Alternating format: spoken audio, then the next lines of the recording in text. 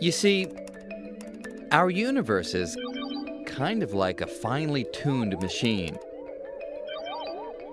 Scientists have found that there are about 20 numbers,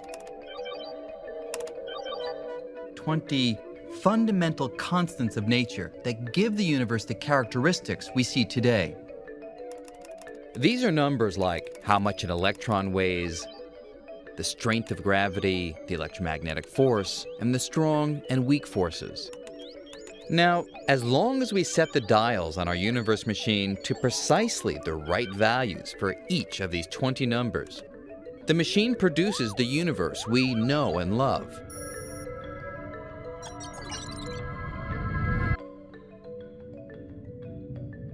But if we change the numbers by adjusting the settings on this machine even a little bit, the consequences are dramatic. For example, if I increase the strength of the electromagnetic force, atoms repel one another more strongly, so the nuclear furnaces that make stars shine break down. The stars, including our sun, fizzle out, and the universe as we know it disappears.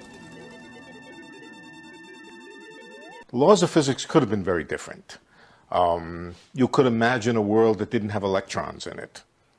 There's nothing wrong with that in the basic theory of the mathematical theory of physics. You could just throw away the electron.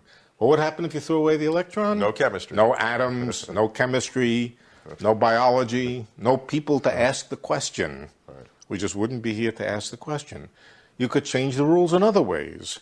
You could make gravity stronger. Gravity is very, very weak.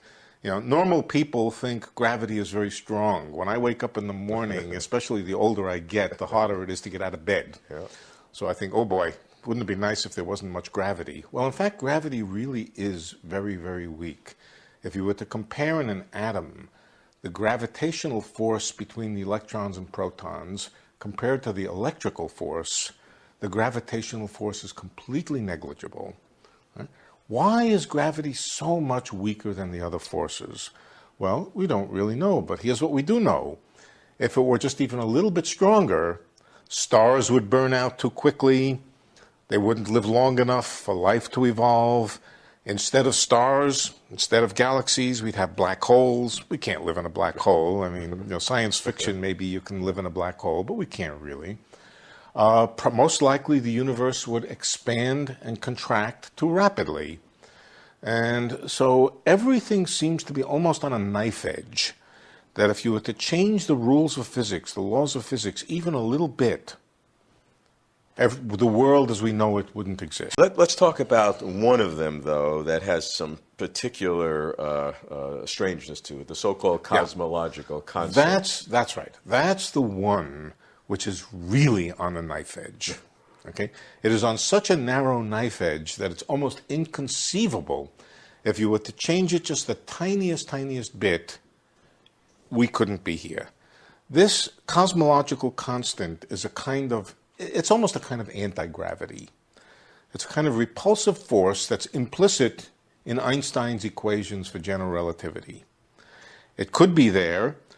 Physicists had every reason, theoretical reason, not experimental reason, theoretical reason to think that the world should have this kind of anti-gravity. Anti-gravity would cause everything to separate at an enormous rate, repulsion. The actual magnitude of it is incredibly small. So the dark energy is not exactly zero, but the first 122 decimal points are zero. That's crazy. That is really one of the craziest things we've ever discovered.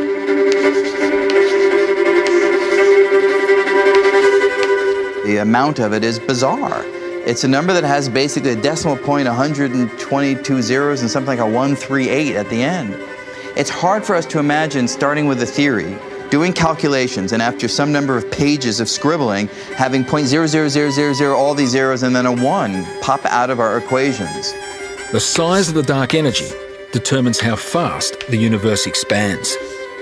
Now, the important point is here, it could have been anything. It could have varied anywhere from some gigantic explosive tendency to expand to some gigantic explosive tendency to collapse.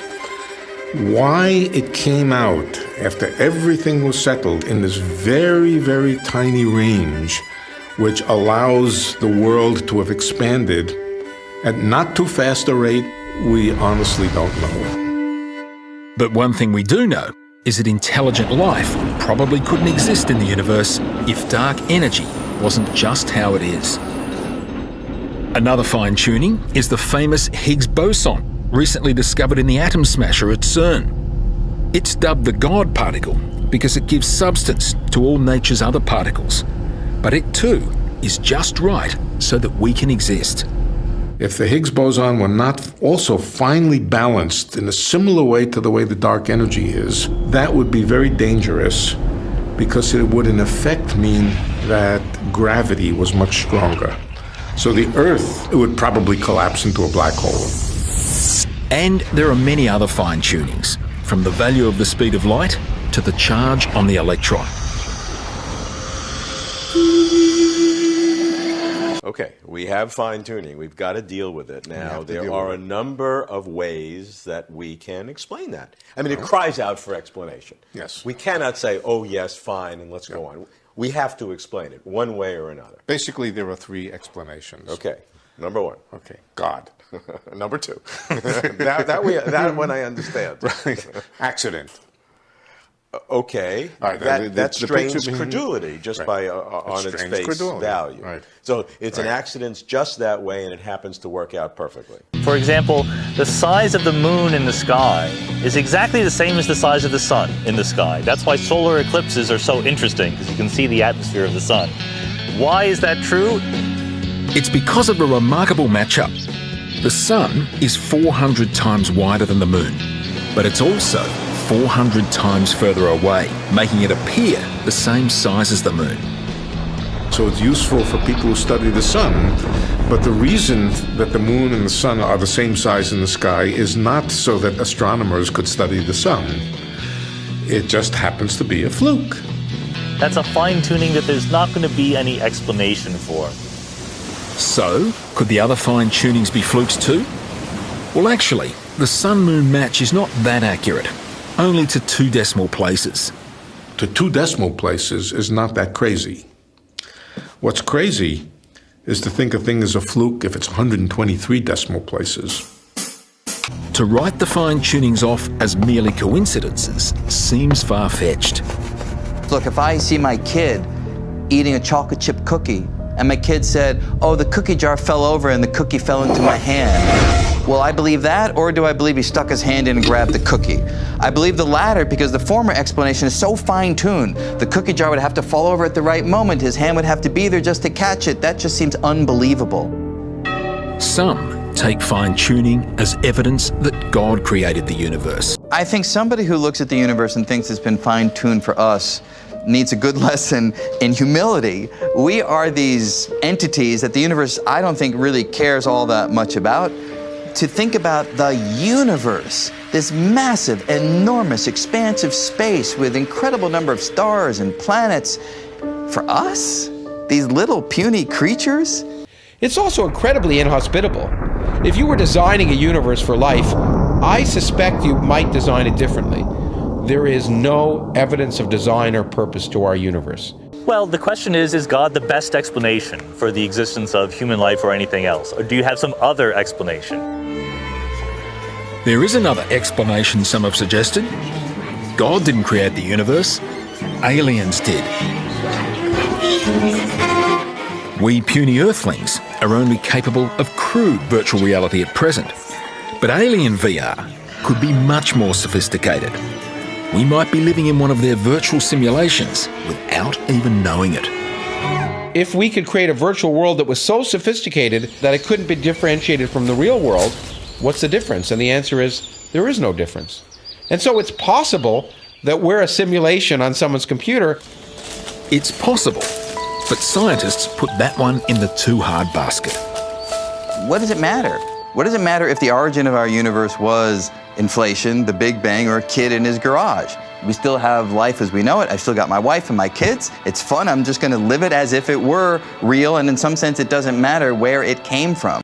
The only explanation I know, and I think it's fair to say the only explanation that's out there, is that There are many, many possibilities for this number.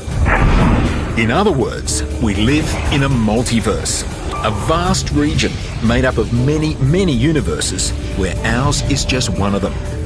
And each universe has a different value of dark energy. We think that the universe we see is all there is, but it's very possible that there's literally other universes. They could be disconnected from ours, or they could just be very, very far away, and they could be the same laws of physics, but different cosmological conditions, or they could be even radically different laws of physics, different numbers of dimensions of space, different kinds of particles and forces. So everything that seems fine-tuned in our universe could have different values in the other universes. And if that's true, then there's a selection effect, that we are only ever going to find ourselves in the parts of this multiverse that are hospitable to human beings coming into existence. Think of it like this. The Earth seems finely tuned so we can exist. It's the perfect distance from the Sun for mild temperatures and liquid water. It has a protected giant Jupiter nearby to keep rogue asteroids from hitting us. All key requirements for intelligent life to evolve. But the Earth's not fine-tuned.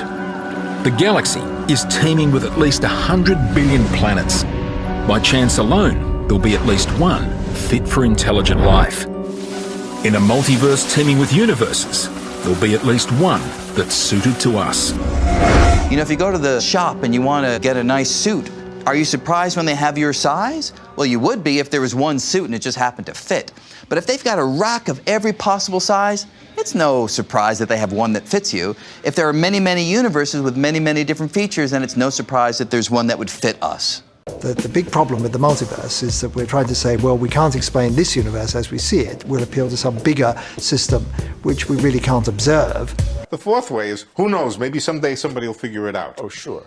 There is one ultimate solution. All of these constants of nature can be devolved maybe down somebody will figure to a it out in the fundamental future. equation that will fundamental express equation. all of these as derived functions. But that would partly fall into the category of accident. You take some fundamental equation and you solve it. It would take an incredible accident for it to have a solution which was all that small.